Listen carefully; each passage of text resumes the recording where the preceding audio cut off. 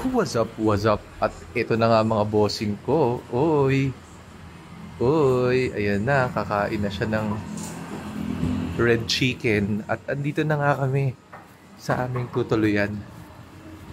Complimentary. Ay, ay, ay, ay, nagdadabog.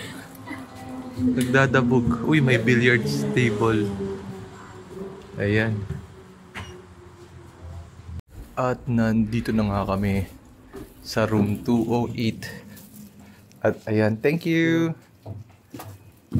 Ayan na nga. Ang lamig na ng aircon. Mukhang kanina pa kami hinihintay dito. At ito, check natin. Comfort room check. Bidet check. Okay. At ayan na nga. Ay, makapagpapahinga na nga rin sa wakas. Let's go! Bidet check.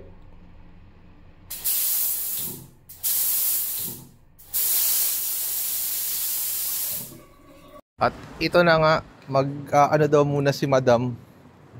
Hotel tour. Napunta kasi siya dun lang sa Baol. Sa Paso. Kaya hindi siya makaalis. Oh, merong exercisean. Mukhang mag-exercise ako bukas dyan as someone na nag-exercise. Asama ko kasi lagi akong pinipigilan eh. Hey. Asan? Wala naman eh. Third floor? Parang wala. Let's go.